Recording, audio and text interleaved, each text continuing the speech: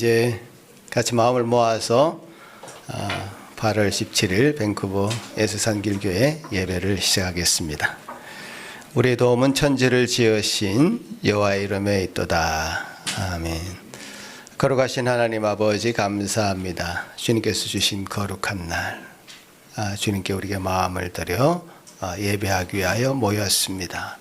모일 수 있도록 마음을 주시고 또 여건을 허락해 주신 하나님께 감사드리며 예배를 통해 주님 홀로 영광 받는, 또 우리가 마음을 다 드려 주님께만 영광 돌리는 이 시간 되도록 도와주시옵소서. 예수의 시종을, 예배의 시종을 주님께 온전히 부탁드립니다. 예수님 이름으로 기도합나이다. 아멘. 다 같이 일어나서 찬양 드립니다. Stand up please.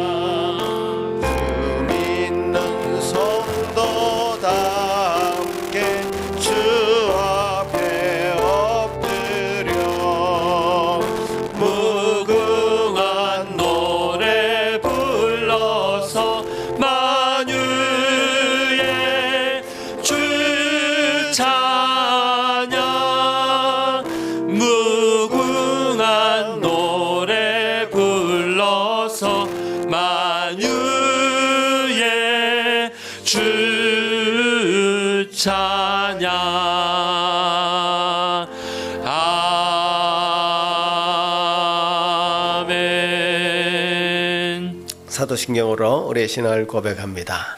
전능하사 천지를 만드신 하나님 아버지를 내가 믿사오며 그 외아들 우리 주 예수 그리스도를 믿사오니 이는 성령으로 잉태하사 동정녀 마리아에게 나시고 본디오 빌라도에게 고난을 받으사 십자가에 못 박혀 죽으시고 장사한 지 사흘 만에 죽은 자 가운데서 다시 살아나시며 하늘에 오르사 전능하신 하나님 우편에 앉아 계시다가 저리로서 산자와 죽은 자를 심판하러 오시리라.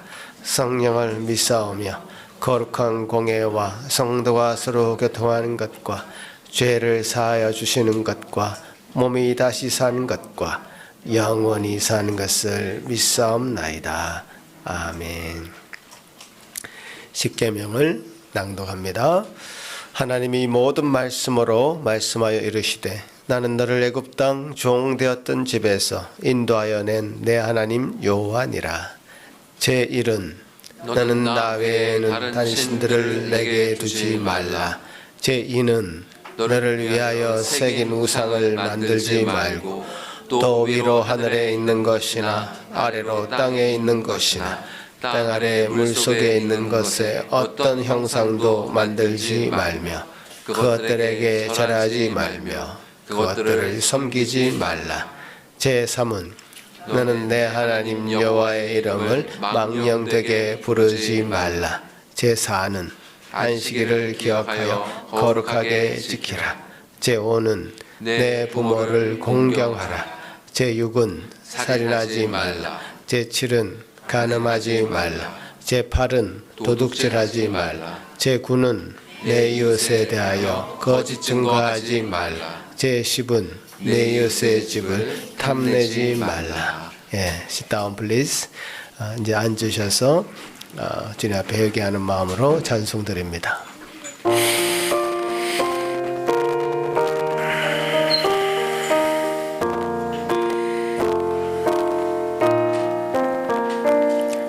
시험 받을 때에 나를 도우사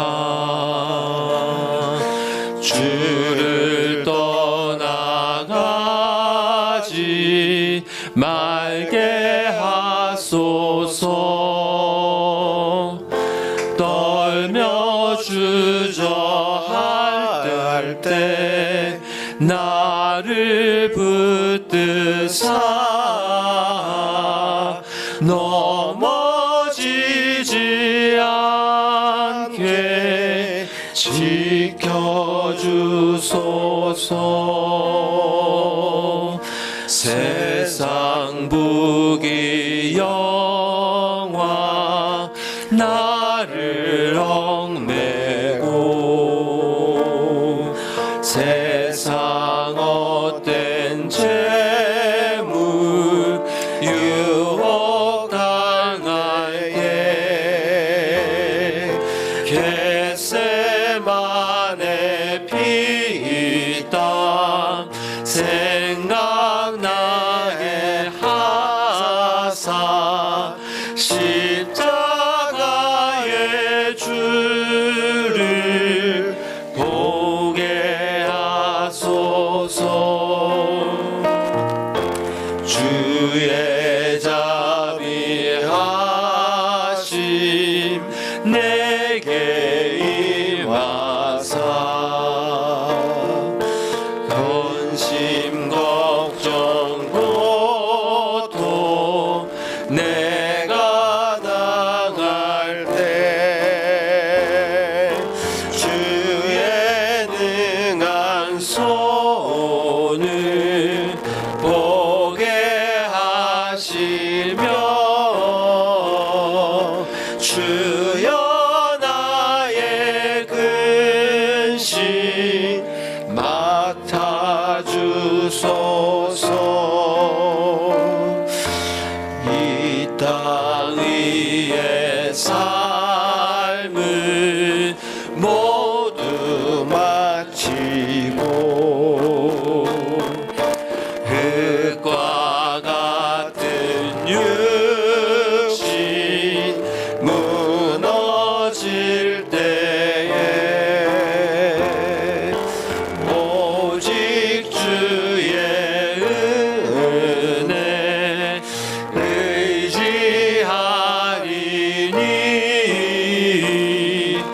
영생하는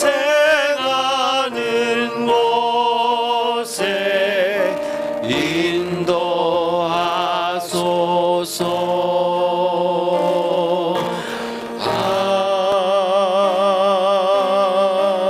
아멘. 이 시간은 주님 앞에 참회의 기도를 하는 시간입니다. 주님께서는 마음이 상한 자를 가까이 하십니다. 중심으로 통회하는 자를 구원하십니다. 우리 심령을 그냥 내버려 두지 마시고 주님 우리 죄악들을 밝혀주십시오. 죄악들을 토하게 하십시오 하는 마음으로 주님 앞에 기도하며 나아갑니다. 하나님 아버지 감사합니다. 주여 도우시옵소서. 우리 마음을 문을 좀 엽니다. 그리고 우리 마음을 찢습니다. 참 과거에 참 죄악 가운데 있을 때 옷을 찢듯이 주여 우리 심령의 옷을 찢습니다. 주여 도우셔서 주님이 원하시는 그 사람으로 나아가기에 부족함이 없도록 저희를 정결케 하시는 주님을 의뢰하여 주님 앞에 용서를 구합니다. 주여 놀라운 은혜가 우리 가운데 넘쳐서 사지 은총으로 채우시고 주여 놀라운 은혜 가운데 다시금 회복하는 은혜로 나아가도록 도와주시옵소서. 아버지 하나님 감사합니다. 우리에게 이 은혜로 새롭게 하시고 새로운 기쁨으로 채워주실 주님을 기대하고 소망하오며 주님 감사드렸고 주님 영광 돌립니다. 이 모든 것 예수님 이름으로 기도합니다.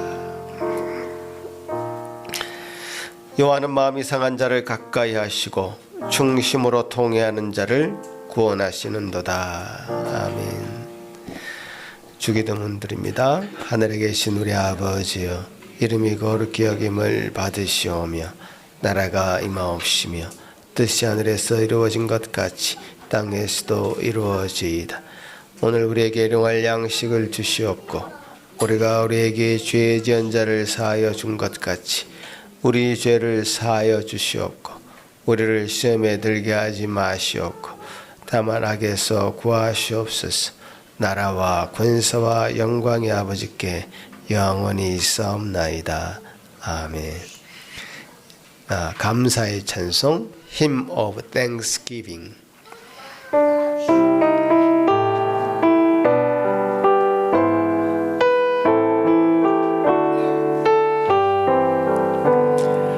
내 마음이 낙심되며 근심에 누릴 때 주께서 내게 오사 위로해 주시네. 가는 길 캄캄하고 두려움 많으나 주께서 함께하며 내 짐을 지시네. 그 은혜가 내게 족하네. 그 은혜가 족하네. 이 괴로운 세상 지날 때 그 은혜가 족하네. 희망이 사라지고 친구 날 버릴 때 주 내게 속삭이며 새 희망 주시네. 싸움이 맹렬하여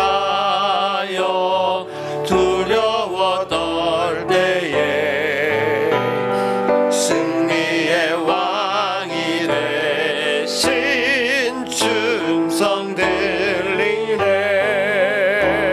그 은혜가 내게 족하네. 그 은혜가 족하네. 이 괴로운 세상 지날 때 그 은혜가 족하네. 번민이 가득 차고 눈물이 흐를 때 주 나의 곁에 오사 위로해 주시네. 환난이 닥쳐와서 어려움 당할 때 주님의 능력으로 원수를 이기네. 그 은혜가 내게 족하네. 그 은혜가 족하네. 이 괴로운 세상 지날 때 그 은혜가 족하네.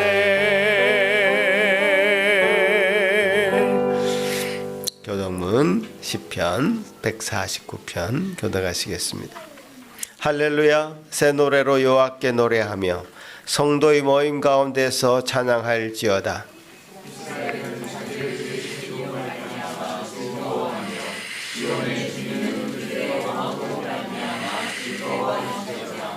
춤추며 그의 이름을 찬양하며 소고와 수금으로 그를 찬양할지어다. 여호와께서는 자기 백성을 기뻐하시며 겸손한 자를 구원으로 아름답게 하시느니라. 성도들은 영광 중에 즐거워하며 그들의 침상에서 기쁨으로 노래할지어다. 그들의 입에는 하나님에 대한 찬양이 있고 그들의 손에는 두 날가진 칼이 있도다. 이것으로 문나라에 보수하며 민족들을 벌하며 그들의 왕들은 사슬로 그들의 귀인은 철호랑으로 결박하고 기록한 판결대로 그들에게 시행할지로다. 이런 영광은 내 모든 성도에게 있도다. 할렐루야. 아멘. 이 시간 예배를 위해서 인경의 사모님 기도할 때에 다 같이 한 마음으로 기도하시겠습니다. 하나님, 하나님의 선하심과 인자하심을 따라 지난 한 주간 우리를 지켜주시고 주의 거룩한 날, 주의 몸된 교회로 부르사 허물과 죄로 죽었던 우리를 살리신 주님을 예배하고 찬송하게 하시니 감사합니다. 아멘. 주의 은혜와 구원하심을 따라 마땅히 지켜야 할 율법을 완전히 지키지 못하고 주의 기뻐하시는 뜻을 따라 살지 못한 우리를 용서해 주세요. 우리 오늘 예배를 통해 그리스도의 은혜와 사랑을 다시 깨달아 하나님 기뻐하시는 뜻을 알아 행하는 복된 자녀로 살게 해주세요.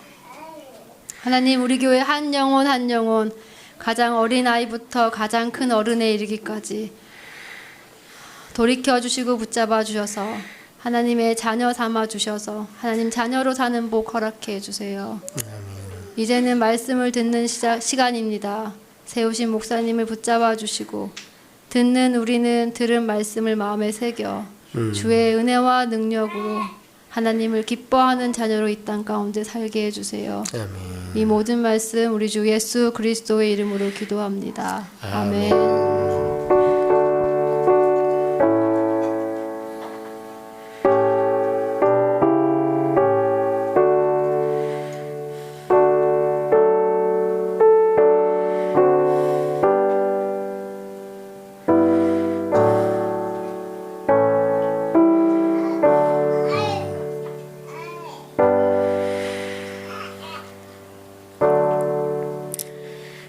예, 말씀을 봉독하겠습니다. 빌립보서 3장 15절 16절 말씀입니다. 그러므로 누구든지 우리 온전히 이룬 자들은 이렇게 생각할지니 만일 어떤 일에 너희가 달리 생각하면 하나님이 이것도 너희에게 나타내시리라. 오직 우리가 어디까지 이르렀든지 그대로 행할 것이라. 아멘. 자, 어린이들 위해서 기도하는 시간입니다. 우리 어린이들 앞으로 나와주세요.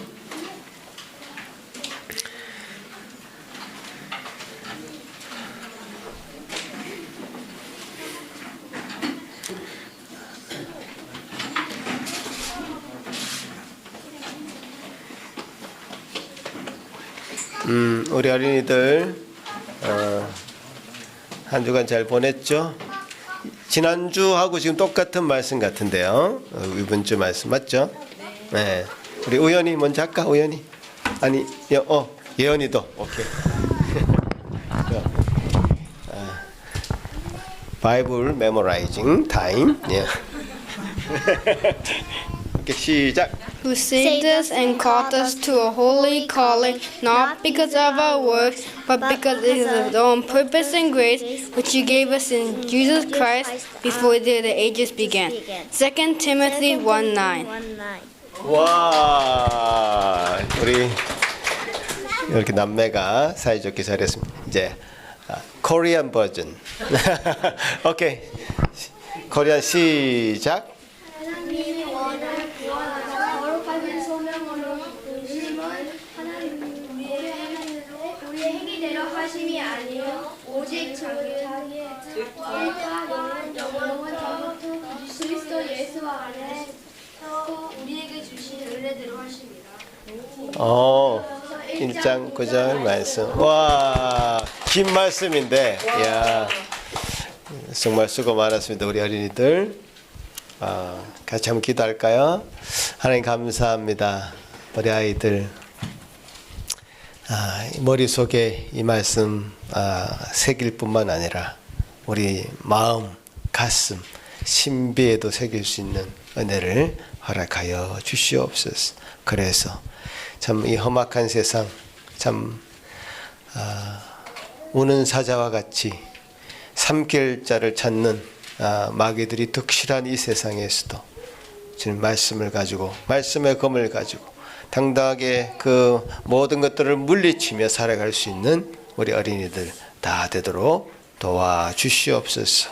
감사합니다. 오늘도 귀한 시간 허락하여 주시고 주님께 주신 은혜로 가득 찬 시간 되도록 도우시옵소서. 예수님 이름으로 기도합나이다. 아멘. 이 시간에는 이찬우 목사님 어디까지 이르렀든지 그대로 행하라 라는 제목으로 말씀 전해주시겠습니다. 네.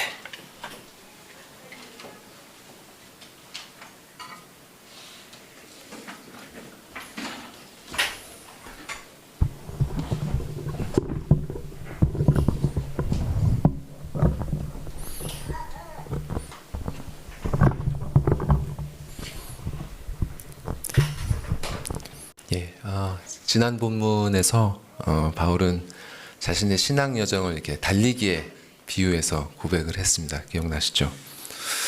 그래서 그 말씀을 제가 준비하면서 제가 한동안 쉬었던 달리기를 좀 다시 뛰어야겠다 이런 생각이 들더라고요. 그래서 그 예배 마치고 나서 그 주부터 이제 다시 집 주변을 좀 돌기 시작했습니다.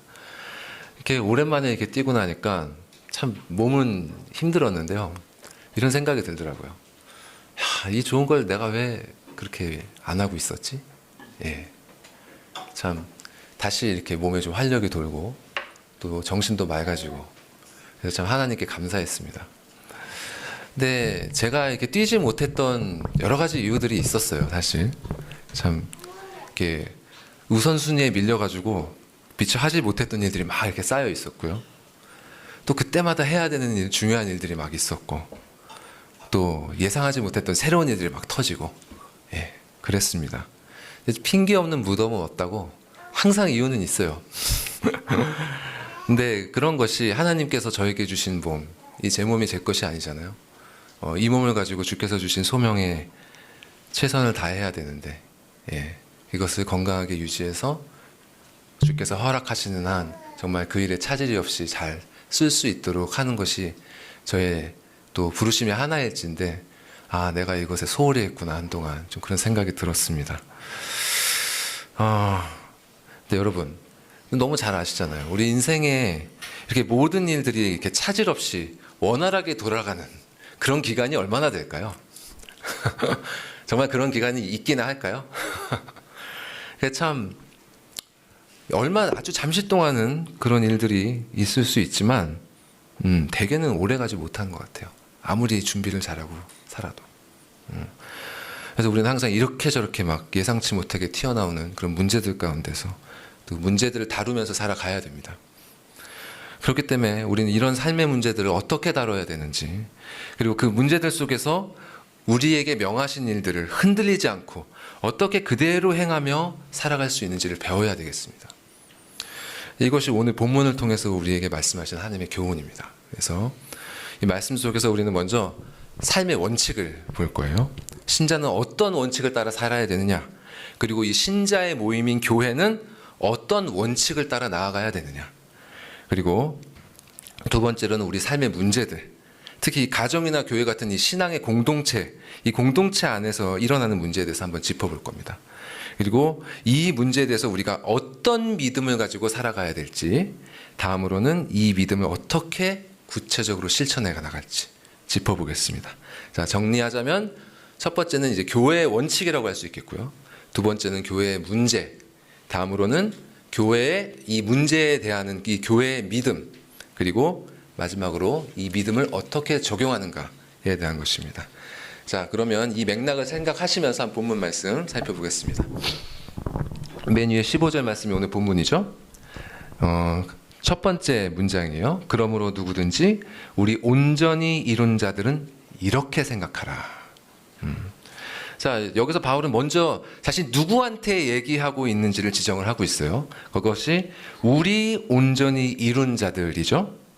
여기서 주목할 건 바울이 빌립보 교인들을 너희 이렇게 칭하면서 자신이랑 분리하지 않고 우리라고 하면서 자신을 그 안에 포함시키고 있다는 겁니다. 그러니까 오늘 본문의 겉면은 그리스도를 주님으로 모시고 있는 우리, 그분을 주라고 고백하는 우리 모두에게 해당하는 본문이에요. 그런데 바울이 여기 우리에다가 온전히 이룬 이런 수식어를 붙이고 있습니다. 자, 이전 말씀을 기억하시는 분들은 이 표현이 이상하게 느껴져야 돼요. 예. 왜냐하면 12절에 요 밑에 요 15절 바로 얼마 위에 12절에 이렇게 얘기하고 있잖아요. 내가 이미 얻었다 함도 아니고 온전히 이루었다 함도 아니라. 그러니까 조금 전에 자신을 가리켜서 온전히 이루지 못했다라고 했던 바울이 어떻게 곧 이어서 우리 온전히 이룬 자들이라고 말할 수 있을까요? 좀 이상하지 않나요?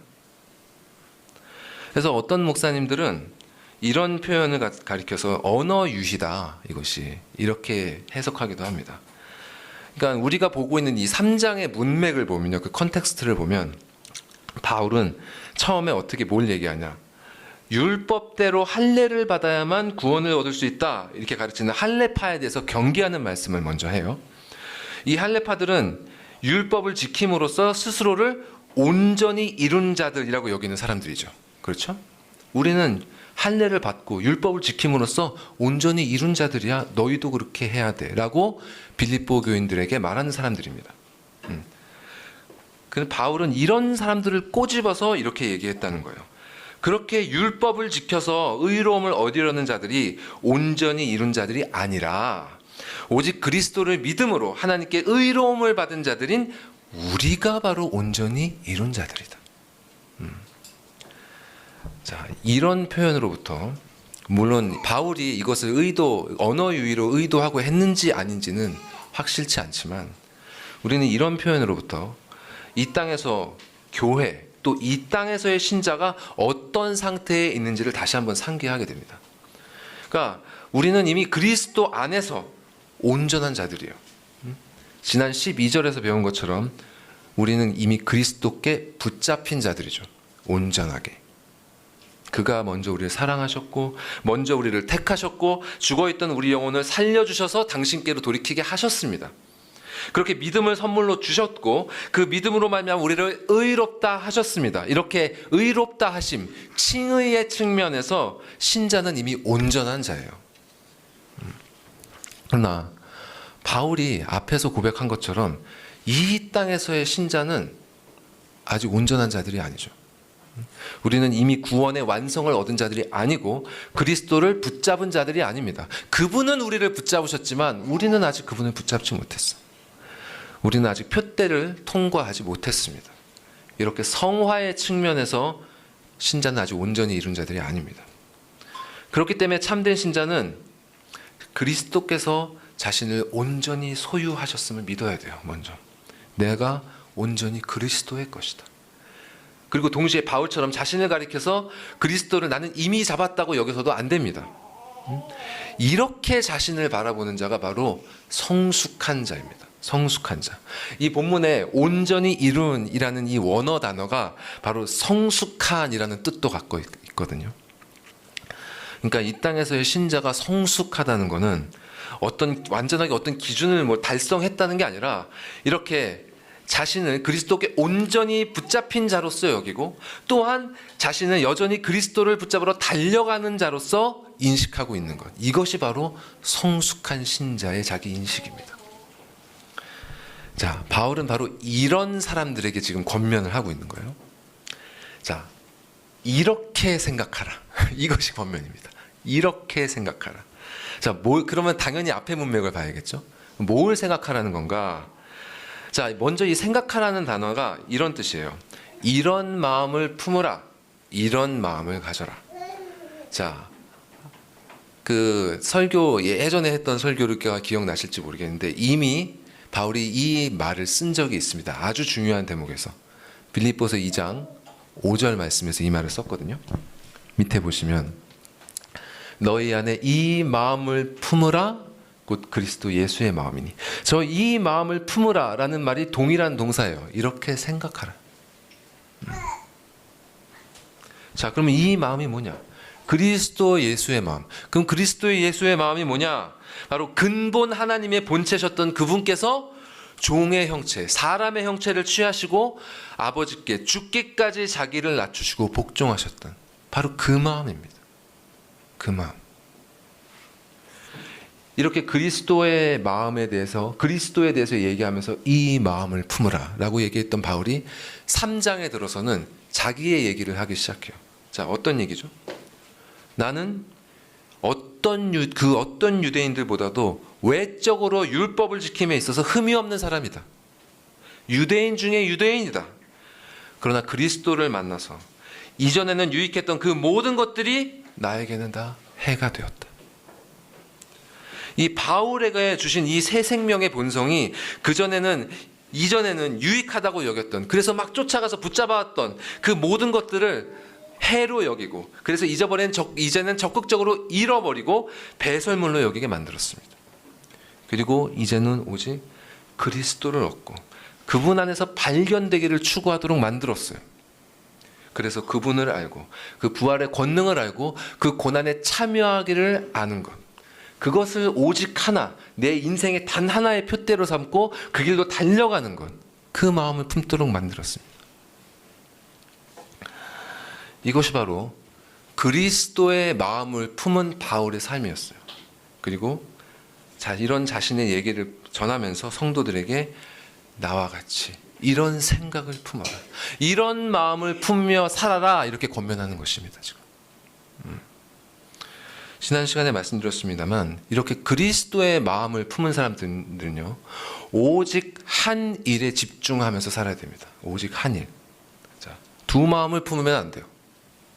일주일에 6일은 세상 일을 하고 하루는 주님의 일 해서는 안 됩니다. 말씀을 읽고 기도하는 시간은 주님의 시간이고, 공부하고 일하는 시간은 세상의 시간이고, 이렇게 돼서는 안 돼요. 교회에서 예배하는 것은 하나님을 위한 시간이고, 이제 예배 끝나고 집에 가서 놀고 쉬는 것은 나를 위한 시간, 이렇게 돼서는 안 되는 것입니다. 우리는 이렇게 두 가지 일을 하면서 사는 것이 아니라 오직 한 일, 먹든지 마시든지 무엇을 하든지 다 하나님의 영광을 위해서 하는 그 오직 한 일을 하면서 살아야 돼요. 여러분, 이 골로새서 3장 23절에 이런 말씀이 있습니다. 무슨 일을 하든지 마음을 다하여 죽게 하듯 하고 사람에게 하듯 하지 말라. 무슨 일을 하든지 죽게 하듯. 여러분, 쉬면서도, 안식을 누리면서도, 가까운 사람들과 교제를 나누면서도 주님 앞에서 주를 즐거워하며 죽게 하듯이 해야 됩니다. 여러분, 이렇게 그것이 바로 그리스도의 삶이었어요. 그분께서는 정말 이 땅에서 모든 일을 하면서 하나도 자신의 뜻대로 하지 않으시고 모든 일을 아버지의 뜻에 순복함으로 하셨습니다. 그리고 바울은 모든 일을 죽게 하듯 했습니다. 이렇게 먼저 가신 주님의 본을 따라서, 또 사도의 본을 따라서 이렇게 오직 한 일을 하며 사는 것, 그것이 바로 우리가 따라야 될 거룩한 원칙입니다. 자, 이렇게 거룩한 원칙을 따르는 참된 신자들이 모였습니다. 교회가 됐어요. 근데 그런 원칙을 따라서 우리가 산다고 모였음에도 불구하고 문제가 생기기 마련이죠. 그래서 본문의 두 번째 문장이 이렇게 진술합니다. 넘어가 주시죠. 만일 어떤 일에 너희가 달리 생각하면 하나님이 이것도 너희에게 나타내실 것이다. 자, 이게 뭔 말이냐? 자, 이 어떤 일이라 그래요? 이게 무슨 일을 말하는 것일까요? 자, 일단 지금 바울이 이 하는 권면은 우리에게 하는 권면이라는 걸 잊어서는 안 됩니다. 우리에게 하는 권면이에요. 그러니까 우리 안에서 무엇인가를 달리 생각하는 일이라는 것은 우리 안에 이견이 있다고 하더라도 일단 신앙의 테두리 안에 있는 이견이라는 뜻입니다. 자, 그러니까 이 어떤 일은 기본적으로는 복음의 진리를 부인하는 일이 될 수는 없을 거예요. 만일 복음의 진리를 부인하는 일이 되면요, 이건 더 이상 우리의 일이 아니게 됩니다. 우리의 일이 아니라 신앙 바깥에 있는 자들에 대한 문제가 되겠죠. 바울은 이미 3장 2절에서 살펴봤듯이 믿음의 도를 대적하는 자들을 가리켜서, 보이시죠? 개라고 불렀습니다. 우리가 아니에요. 저들은 우리가 아닙니다. 그리고 오늘 본문 밑에 지나서 또 그런 사람들을 십자가의 원수라고 칭했습니다. 그러니까 그 어떤 일에 대해서 달리 생각하는 일이 일어났다면 그거는 그저 넘어갈 일이 아닌 거예요. 이렇게 얘기하는 것, 이렇게 바울이 얘기하고 있다는 것은 그것을 염두한 일이 아니라는 것을 일단 기억해야 되겠습니다. 자, 그러면 이제 진리를 부인하고 대적하는 일은 아닌데 그럼 어떤 일일까?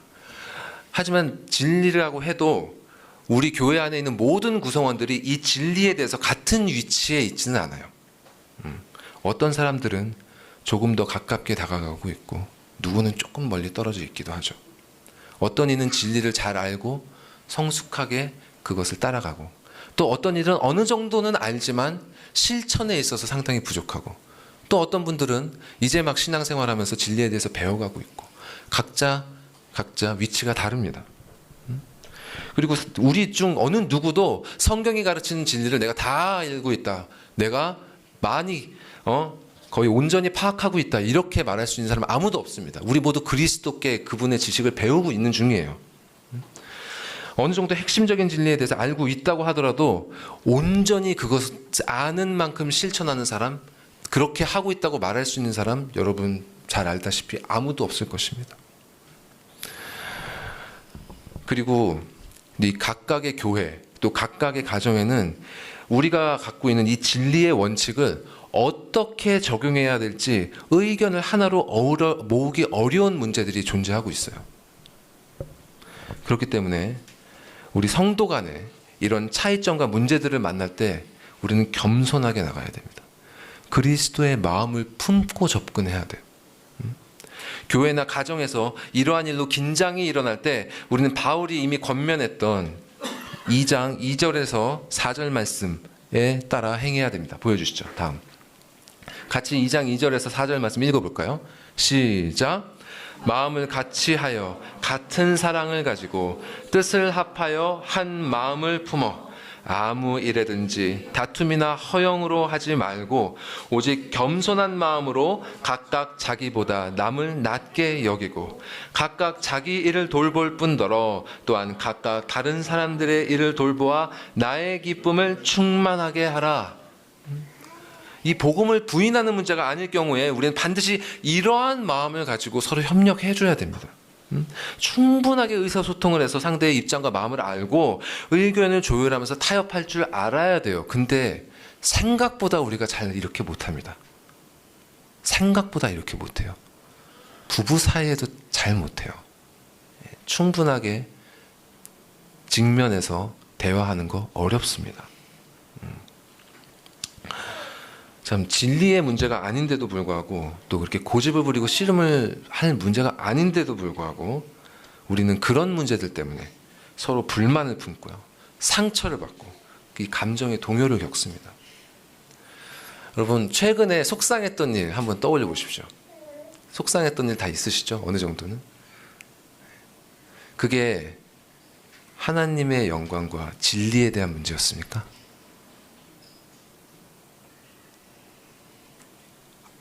아마 아닌 경우가 많을 거예요. 예. 그러니까 사실 우리는 이 참으로 싸워야 할 대상과 싸우는 게 아니라 이 엉뚱한 대상과 싸우면서 인생을 보낼 때가 많아요. 거기에 에너지를 쏟습니다. 자, 여기 에베소서 말씀 같이 읽어볼까요? 시작. 우리의 씨름은 혈과 육을 상대하는 것이 아니요 통치자들과 권세들과 이 어둠의 세상 주관자들과 하늘에 있는 악의 영들을 상대함이라. 우리의 씨름은 여기에 있어야 됩니다. 예? 다른 데 쓸 에너지가 어디 있습니까? 근데 우리는 그러고 살죠. 저를 포함해서. 이렇게 우리는 이 혈과 육의 문제를 가지고 씨름하느라고 가정과 교회에서 사랑하는 사람들과 불화를 겪습니다. 이게 또 때로는 정도를 넘어서서 파가 갈라지고 나눠 서기도 해요. 이런 문제가 일어난 것이 대표적으로 고린도 교회가 있습니다. 이 초대교회 역사가 시작된 지 얼마 되지도 않았거든요. 정말 얼마 되지도 않았어요. 몇십 년 안 됐어요. 근데 벌써 파가 4개나 갈라졌죠. 고린도 교회 안에서. 예, 요즘에만 일어나는 일이 아닙니다. 그런 것이. 자, 여러분, 가정이나 교회에서 이렇게 극심한 대립이나 분열의 문제가 일어났을 때 어떻게 대처하십니까? 우리 어떻게 대처해야 될까요? 바울은 이렇게 대처했습니다. 넘겨주시죠. 자, 제가 읽어가면서 한번 짚어보겠습니다. 고린도전서 3장 1절에서 7절인데요. 형제들아, 내가 신령한 자들을 대함과 같이 너희에게 말할 수 없다. 그러니까 오늘 본문 말씀처럼 온전히 이룬 자들, 성숙한 자들처럼 내가 너희를 대할 수가 없다. 육신에 속한 자, 곧 그리스도 안에서 어린아이들을 대함과 같이 한다. 자, 이 표현이 재밌어요. 육신에 속했대요. 근데 그리스도 안에 있대요. 그리고 어린아이라고 합니다. 이게 무슨 뜻이냐면 신앙 고백을 하고요. 입술로 신앙을 고백하고 교회 공동체 안에는 들어왔어요. 근데 여전히 죄된 영향력 아래, 그 죄의 지배 아래 살고 있는 사람들을 뜻합니다. 그러니까 바울은 이렇게 교회 안에, 은혜 언약 안에, 그리스도 안에 들어는 왔으나 여전히 육신의 그 지배를 벗어나지 못한, 육신에 속한 사람들을 대함같이 그 고린도 교인들을 대한다는 겁니다. 2절, 내가 너희를 저주로 먹이고 밥으로 아니하였노니 이는 너희가 감당하지 못하였음이거니와 지금도 못하리라. 내가 너희와 함께 있을 때, 고린도 교인들 너희와 함께 있을 때 너희의 신앙이 너무나 어려서 아주 기초적인 복음만 가르쳤는데 아직도 그런 수준에 너희가 머물러 있다. 3절, 너희는 아직도 육신에 속한 자로다. 너희 가운데 시기와 분쟁이 있으니 어찌 육신에 속하여 사람을 따라 행함이 아니리요. 너희가 신자답게, 정말 영에 속한 자답게 진리를 가지고 거짓과 싸우는 게 아니라 여전히 육신에 속한 것처럼 혈과 육의 문제로 씨름을 하면서 교회 안에 시기와 분쟁을 일으키니 너희가 아직도 육신에 속한 자가 아니냐. 어떤 이는 말하되 나는 바울에게라 하고 다른 이는 나는 아볼로에게라 하니 너희가 육의 사람이 아니리요. 그런즉 아볼로는 무엇이며 바울은 무엇이냐. 그들은 주께서 각각 주신 대로 너희로 하여금 믿게 한 사역자들이니라. 나는 심었고 아볼로는 물을 주었으되 오직 하나님께서 자라나게 하셨나니 그런즉 심는 이나 물 주는 이는 아무것도 아니로되 오직 자라게 하시는 이는 하나님 뿐이니라. 여러분, 바울이 어떻게 대처했는지 보이십니까? 이 많은 이들이 자신의 가정이나 또 공동체 안에서 분쟁이 일어날 때 자기의 판단, 이런 내 생각이 옳아, 아니면 나의 권위, 아니면 나의 의로움, 아니면 나의 정당함, 이런 것들을 앞세워서 문제를 해결하려고 해요. 물론 그렇게 해서 어느 정도 해결될 수도 있겠죠. 그러나 그렇게 해나가면 결국 그 공동체는 하나님이 아니라 사람에게 의존하게 됩니다. 바울은 그렇게 하지 않았습니다. 바울은 자신의 의로움이나 사도로서의 권위를 내세워서 분열된 교회를 하나로 만들려 하진 않았어요. 물론 바울이 자신의 사도적인 권위에 대해서 변호하긴 했습니다. 왜냐하면 그가 전하는 말씀이 하나님의 말씀이니까. 하지만 권위를 가지고 중심을 삼지 않았어요. 그는 자신을 낮추고 오직 주님만 높였습니다.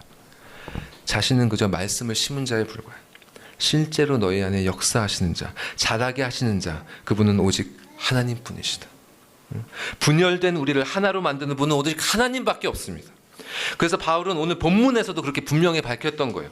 하나님이 이것도, 너희가 달리 생각하고 있는 그것들도 너희에게 나타내실 것이다. 분명한 진리로 너희를 인도하실 것이다. 하나님이. 이것이 바로 문제를 대하는 바울의 믿음이었습니다. 사도였지만 교회에서 자신이 모든 것을 알아야 하고 모든 것을 내가 판단해야 하고 모든 것을 내가 통제해야 하고 그렇게 생각하지 않았어요. 자신에게는 바울 자신의 역할이 있고 아볼로에게는 아볼로의 자리가 있고 또 각각 성도들에게는 그들 각각의 신앙 여정이 있음을 바울은 인정했습니다. 이렇게 하나님께서 각 사람을 인도하시는 이 성화의 여정은요, 무슨 학교 커리큘러처럼 똑같은 것이 아니에요. 각 사람마다 지금 맞닥뜨린 죄가 다 다르고 하나님께서 그 죄들을 다루시는 방법이 다르고 또 그들이 그 과정에서 깨달아야 될 교훈들이 다 다릅니다. 그렇기 때문에 목사라고 성도들의 모든 질문에 다 답할 수가 없는 거고 또 부모라고 해서 아이들의 모든 여정을 다 이해할 수 있는 것이 아니에요. 사도 바울마저도 오직 잘하게 하시는 하나님만 의지했습니다.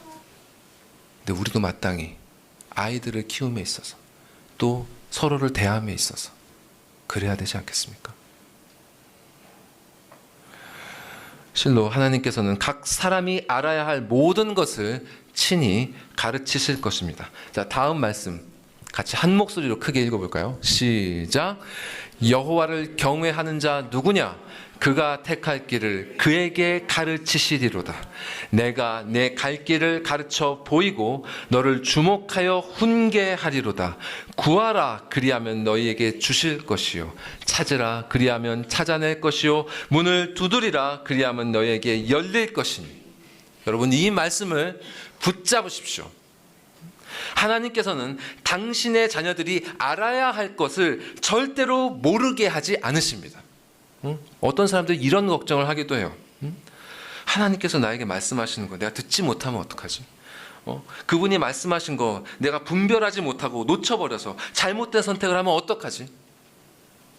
이런 걱정을 하는 사람들이 교회에 의외로 적지 않습니다. 그런데 그런 사람들은 말씀이 가르쳐주는 하나님의 성품과 능력에 대해서 무지하기 때문에 그런 걱정을 하고 있는 것입니다. 헛된 근심이에요. 하나님께서는 당신의 자녀들이 알아야 할 것이 있다면 반드시 가르쳐 알게 하십니다. 그분이 알게 하시고자 한다면 오히려 우리가 온 힘을 다해서 그 진리를 외면하고자 할지라도 알게 될 수밖에 없어요. 그래서 우리는 이런 걱정을 할 필요가 없습니다. 단 이 문제에 있어서 우리는 두 가지를 염두에 둬야 됩니다. 두 가지. 하나는 하나님께서 친히 주권적으로 알게 하셨음에도 불구하고 우리의 죄된 본성은 이를 외면하라고 한다는 점이에요. 나는 모르는 거야 라고 하려고 한다는 겁니다. 하지만 절대로 우리는 그분 앞에서 몰랐다고 핑계댈 수 없습니다. 분명히 보고 알았음을 주님은 다 알고 계십니다. 그래서 이를 외면하고 무시했던 것에 대해서 반드시 책망을 받게 될 것입니다. 그리고 또 하나는요, 우리의 이 죄된 본성은 하나님의 뜻을 알기를 원하지 않는다는 거예요. 싫어합니다. 그래서 주께서는 우리에게 당신의 뜻을 알기 위해서 당신께 구하라 라고 명하십니다. 이렇게 말씀 안 하세요. 너희가 가만히 있어도 내가 알아서 다 알게 해줄게. 아닙니다. 그렇게 하지 않으시고 힘써 나의 뜻을 구하라고 명하십니다. 그렇게 하심으로써 우리가 얼마나 그분의 뜻을 알기 원하지 않는, 우리가 그분의 뜻을 싫어하는 죄인인지를 깨닫게 하십니다. 진실로 하나님의 뜻을 알기 원하는 자는요, 그리스도께서 말씀하신 바와 같이 간절히 구해야 됩니다. 우리 삶에서 항상 하나님의 뜻을 구해야 됩니다. 우리가 도달해야 될 그 표대가 어디인지 가르쳐 달라고 그분께 기도해야 돼요. 그리고 그것이 보였다고 하더라도 때로는 어느 길로 가야 거기에 도달할 수 있는지 파악하기 어려울 때가 분명히 있습니다. 그럴 때 어느 길로 가야 하는지 알려주십시오. 구해야 됩니다. 그리고 그 길에 들어섰다고 해도 그 길은 좁고 협착하기 때문에 거기서 만나는 그 모든 어려움들 어떻게 극복해야 될지 도저히 알 수 없는 경우가 많이 있어요. 그럴 때 구하셔야 됩니다. 간절히 구하고 두드리고 붙잡아야 됩니다. 하나님께서는 기필코 우리가 달려야 할 길이 어딘지, 그 길에 있는 장애들을 어떻게 이겨낼 수 있는지를 친히 가르치실 것입니다. 친히 당신의 능력을 보이셔서 우리가 능히 그 길을 달려나갈 수 있도록 손을 붙잡고 인도해 가실 것입니다. 성령께서 우리 마음에 그리스도의 말씀을 그때그때 생각나게 하심으로 우리의 힘과 능이 아니라 오직 성령의 능력으로 그 막막했던 문제들이 해결되어 나가는 것을 경험하게 하실 것입니다. 여러분, 이것이 실제입니다. 이것이 진리예요. 반드시 이 영적 실제를 여러분 경험하셔야 됩니다. 여러분의 삶에서 하나님이 이렇게 일하고 계심을 여러분이 목도하셔야 돼요. 반드시 이 진리를 굳게 믿고 구하십시오. 찾으십시오. 그리고 문을 두드리십시오. 주님께 답을 구하시고, 말씀 안에서 답을 구하시고, 기도로 진리의 문 두드리십시오, 여러분. 이것이 바로 성숙한 교회와 신자가 맞닥뜨리는 그 모든 문제 앞에서 반드시 가져야 되는 믿음입니다. 그것이 나의 문제든지, 또 오늘 본문에 나온 것처럼 다른 사람과의 이견의 문제든지 간에, 그 어떤 종류의 문제든지 간에 하나님께 의롭다 본다는 자는 오직 믿음으로 이 모든 문제를 이겨나갈 것입니다. 의인은 오직 믿음으로 말미암아 살리라. 의인은 오직 믿음으로 말미암아 살리라. 이 진리를 기억하십시오. 자, 그러면 우리는 이 믿음을 가지고 문제 앞에서 어떻게 이 믿음을 적용해야 될까요? 구체적으로. 자, 오늘 본문 마지막 문장에서 우리는 중요한 3가지 교훈을 배울 수 있습니다. 보여주시죠. 자, 마지막 문장 16절 말씀 같이 읽어볼까요? 시작. 오직 우리가 어디까지 이르렀든지 그대로 행할 것이라. 자, 너무 평범해 보이고 단순해 보이는 문장이죠. 근데 이 안에 내포된 의미가 결코 가볍지 않습니다. 자, 먼저는 이거예요. 우리가 기억해야 될 첫 번째 교훈. 우리는 현재 자기 자신에 대해서 정직해야 됩니다. 내가 지금 영적으로 어디쯤에 이른 상태인지를 바르게 알아야 돼요. 제가 경험한 바에 따르면 대부분의 분들이 자기 자신을 실제보다 부풀리는 경향이 있습니다. 예, 저도 그렇고요. 이 세상에서의 성취나 업적에 대해서는 말할 것도 없고 자신의 영적 상태에 대해서도 그렇게 판단하는 경우가 많습니다. 근데 그렇게 생각하면요, 제대로 된 시작조차 할 수 없어요. 반드시 제대로 된 시작점에서 우리는 시작해야 됩니다. 자, 바울이 고린도 교회 교인들을 어떻게 얘기했습니까? 너희들 육신에 속한 자다, 냉정하게 판단했습니다. 그것이 그들의 위치였어요. 교회 안에 들어왔다고 해서 너희 구원 받은 자야, 그래 너희 영에 속한 자다, 이렇게 얘기해 주지 않았습니다. 우리는 자신을 하나님의 말씀에 비추어서 냉정하게 판단해야 돼요. 내가 거듭남의 열매가 없음을 알면서도 스스로 이미 구원받은 자처럼 다시 자기 자신을 여기면 안 됩니다. 회심의 열매가 없는 자에게는 아직 새 생명이 없는 것입니다. 또 성화의 과정이 나에게 없는, 경험이 되지 않는 자에게는 아직 칭의의 은혜가 없는 것입니다. 자신의 영적 위치를 바르게 파악하십시오. 아직 젖을 먹을 자인데 장성한 자처럼 굴지 마십시오. 이렇게 제대로 시작하지 못하면 히브리서의 말씀처럼 때가 오래되어도 마땅히 선생이 되지 못하고 여전히 말씀의 초보에 대해서 가르침을 받아야 하는 자에 머물게 될 것입니다. 자신에 대해서 정직하십시오. 그리고 여러분이 지금 어디까지 이르렀든지 바로 거기서부터 시작하시기 바랍니다. 자, 또 이 말씀으로부터 우리가 배워야 되는 두 번째 교훈은 이것입니다. 우리는 하나님께서 지금 우리에게 직면하게 하신 문제를 피하지 말아야 돼요. 이 사람마다 정도의 차이는 있을 수 있지만 누구에게나 이런 경향이 있죠. 우리는 문제를 맞닥뜨리기보다는 피하는 길을 찾는 것에 익숙합니다. 불편한 것 피하고 마주보고 싶어 하지 않아요. 누구나 다 그렇습니다. 스스로 나는 그 문제를 피하지 않아, 나는 직면해 라고 생각하는 사람도 잘 생각해 보십시오. 스스로를. 사실은 직면하고 싶은 것만 직면하는 경우가 많아요. 진짜 문제가 되는 것은 문제로 인정하지 않습니다. 그러나 그렇게 문제를 직면하기를 계속 피해 다니다 보면 결국 우리는 그 문제를 거듭해서 다시 만나게 됩니다. 그리고 다시 만날 때는 그 문제는 이전보다 훨씬 더 크게 다가오죠. 하나님은 절대로 우리가 밟아 나가야 할 단계를 스킵하지 않으십니다. 부딪혀야 할 일 반드시 부딪히게 하십니다.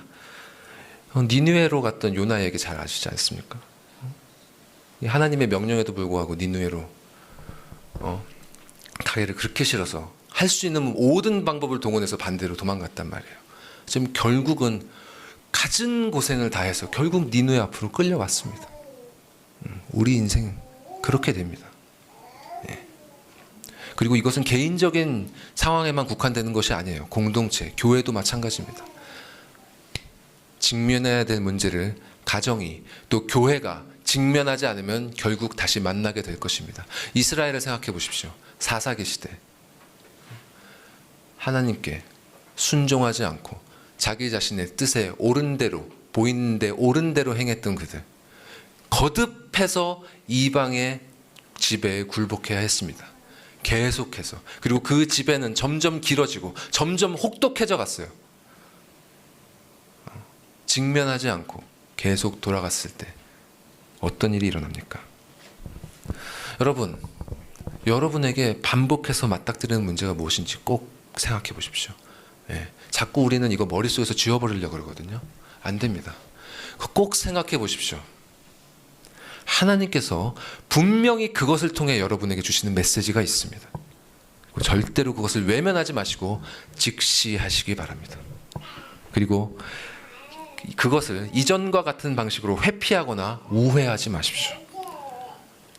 제가 그 문제에 대해서 드릴 수 있는 권면은 이것뿐입니다.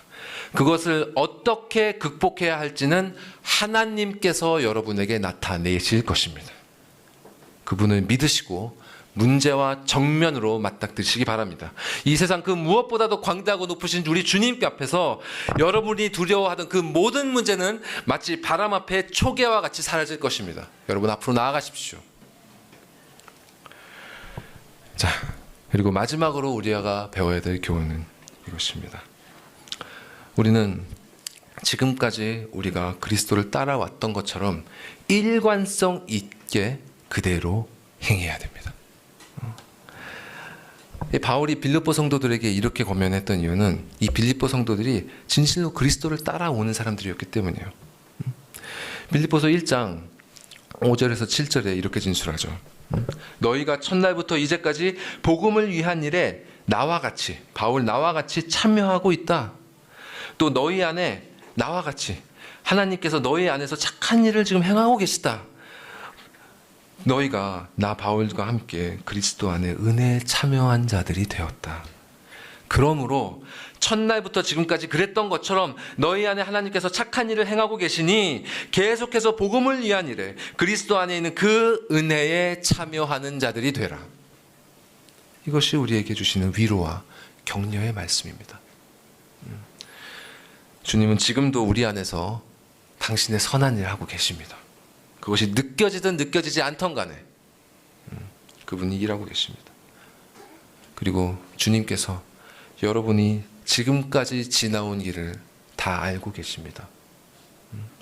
이리저리 방황하고 또 어리석게 좌충우돌하느라고 여러분 제자리 걸음한 것 같지만 먼저 가신 주님을 따라가려고 여러분이 그래도 발걸음 무겁게 옮겨온 그 길, 그분이 다 알고 계십니다. 그리고 그분은 우리가 지금 당신의 영광스러운 사역에 참여하고 있다고 말씀하십니다. 죽어있는 영혼 살리는 일, 잃어버린 양을 찾는 일, 방황하는 영혼을 부르고 멸망을 향해 달려가는 자를 붙잡는 그 일에 여러분이 참여하고 있다고 말씀해 주십니다. 또한 우리가 당신께서 마련하신 그 은혜의 만찬에 참여하고 있다고 말씀하십니다. 그분을 영화롭게 하고 즐거워하는 일. 이 세상 그 누구도 알 수 없고 깨달을 수도 없는 그 놀라운 복락에 너희가 지금 참여하고 있는 자다. 말씀해 주십니다, 여러분. 그러므로 지금 여러분 각자가 영적인 여정 중에 어느 지점에 이르렀든지 주께서 명하신 길을 가고 있다면 그대로 행하십시오. 그대로. 조금이라도 말씀을 읽고 있다면 읽어가시고, 기도를 하고 있다면 멈추지 말고 그대로 하십시오. 절대로 멈추지 마십시오. 여러분이 어느 경로에 들어섰든지 간에 진리의 성령께서 부르시고 인도하시는 그대로 행하십시오. 자신의 생각을 섞지 말고 그분이 아닌 다른 것, 세상의 지혜나 권위 따르지 마시고, 세상의 유행 따르지 마시고, 자신의 철학이나 정욕을 거기에 섞지 마시고, 오직 말씀이 조명해 주시는 그 길을 따라서 올곧게 일관성 있게 걸어 나가시기 바랍니다. 귀 있는 자는 들으십시오. 주님의 부르심입니다. 이 부르심을 따라오는 의인들은 아버지의 나라에서 해와 같이 빛날 것이지만, 이 부르심을 외면하는 자들은 영원한 진노 아래에서 슬피 울며 이를 갈게 될 것입니다. 항상 그분의 부르심에 귀 기울이시고, 그분이 보여주시는 표대에 시선을 고정하시고, 매일매일 그리스도를 붙잡는, 또 그리스도를 즐거워하는 그 오직 한 일에 집중하면서 끝까지 그대로 가십시오. 우리 주님께서는 당신께서 택하신 자들 중에 단 한 사람도 놓치지 않으시고 끝까지 이 여정을 견뎌나가게 하셔서 기필코 당신의 나라에 들어오게 하실 것입니다. 여러분, 이 진리를 확신하시고 끝까지 놓지 마시기 바랍니다. 자, 마지막으로 히브리서 말씀, 히브리서 3장 14절 말씀 함께 크게 읽으면서 말씀 맺도록 하겠습니다. 시작. 우리가 시작할 때 확신한 것을 끝까지 견고하게 잡고 있으면 그리스도와 함께 참여한 자가 되리라. 아멘. 기도하시겠습니다.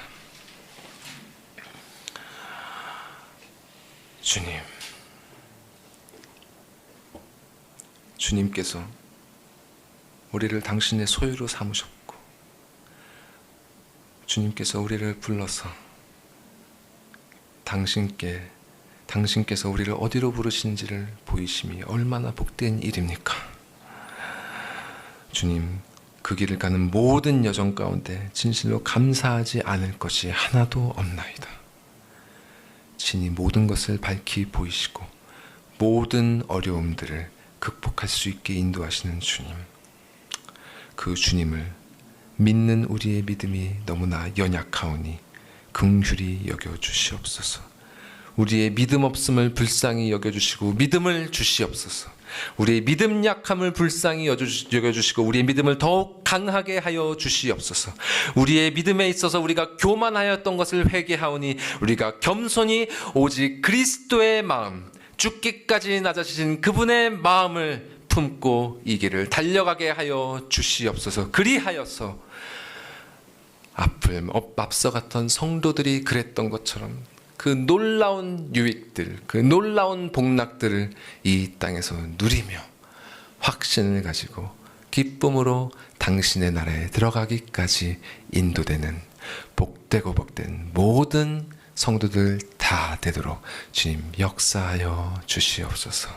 이 모든 말씀 우리 구주 예수 그리스도의 이름으로 기도드리옵나이다. 아멘.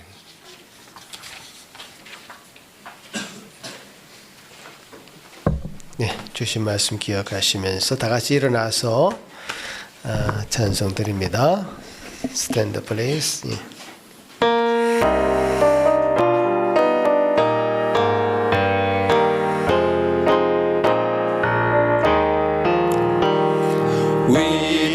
위대하신 주를 나 기억하겠네.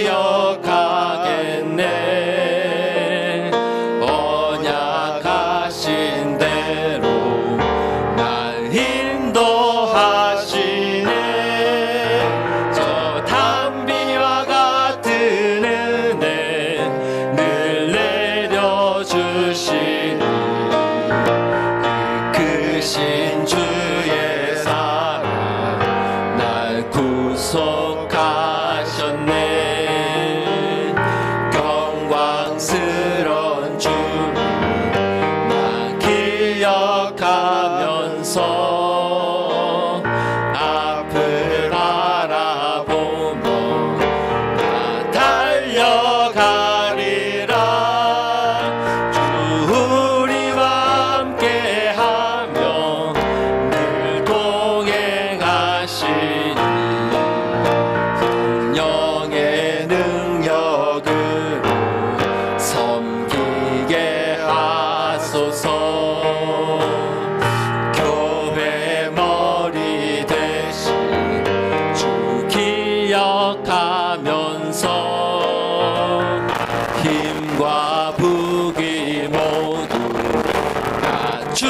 주께 바치네 참 충성된 종이 되어 그 길을 가면서 주 다시 올 때까지 교회를 섬기리.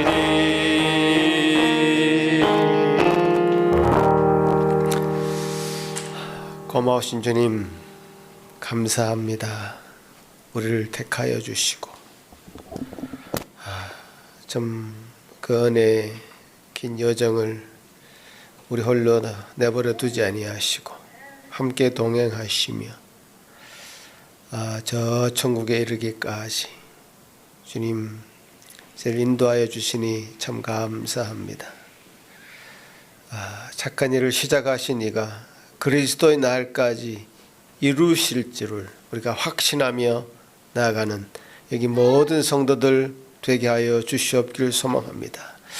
주님 우리 삶에 찾아오셔서 모든 의미가 바뀌었습니다. 세속적인 것, 우리 욕심으로 이루려고 했던 많은 것들이 주님의 영광을 위하여 주님 뜻에 합당하게 되어지는 것으로 우리 모든 삶의 가치와 의미가 변화된 것을 우리가 고백합니다.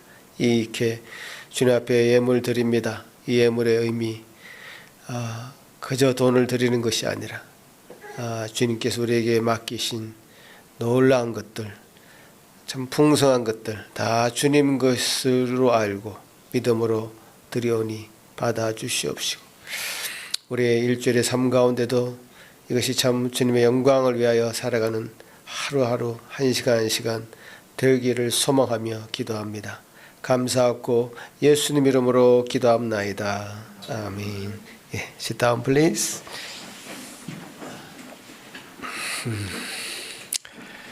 네, 오늘 목사님 정말 굉장히 실제적인 말씀들을 우리 교회에 대한 말씀들을 해주셔서 참 감사합니다. 우리 교회 모든 성도들이 자기가 어느 정도인지를 스스로 좀 객관적으로 잘 알 수 있으면 참 좋겠다. 그리고 그것을 부끄러워하지 않으면 좋겠다. 그리고 그것을 잘 나눌 수 있으면 좋겠다. 그런 생각을 해봤고요. 또 우리가 수련회가 또 그런 좋은 시간인 것 같습니다. 그래서 10월 달에 있는 수련회 기대하면서 우리가 서로를 그렇게 위로하고 격려하고 이미 착한 일을 시작하신 주님께서 우리 모두를 주님이 원하시는 그 자리로 다 이끌고 가실 것이다 라는 서로의 힘이 되는 격려가 되는 그런 수련회가 되면 좋겠다는 생각도 해봤고요. 주님 주시는 은혜가 각자 그 느끼는 죄가 다를 수 있다 이렇게 말씀하셨는데 목사로서 느끼는 죄가 좀 다르고요. 여러분 나름대로 그 느끼는 죄가 다르고 어린이는 어린이대로 느끼는 죄가 좀 다를 것입니다. 그런 거 생각하시고 치열하게 여러분의 스스로를 들여다보시고 말씀 가운데 비춰보시고 성령의 조명을 구하시고 그렇게 살아가는 한 주간 되시길 바랍니다. 기도하겠습니다. 이제는 우리 주 예수 그리스도의 크신 은혜와 하나님 아버지의 거룩하심 사랑하심과 성령 하나님의 위로하심과 교통하심이 또 우리를 조명해 주심이 그래서 우리 말씀 가운데 우리를 인도하시고 적응해 주시는 그 놀라운 은사가 여기 머리 숙여 하나님 앞에 그렇게 되기를 소망하며 구하는 이들의 위에 지금부터 영원토록 함께 있을지어다. 아멘.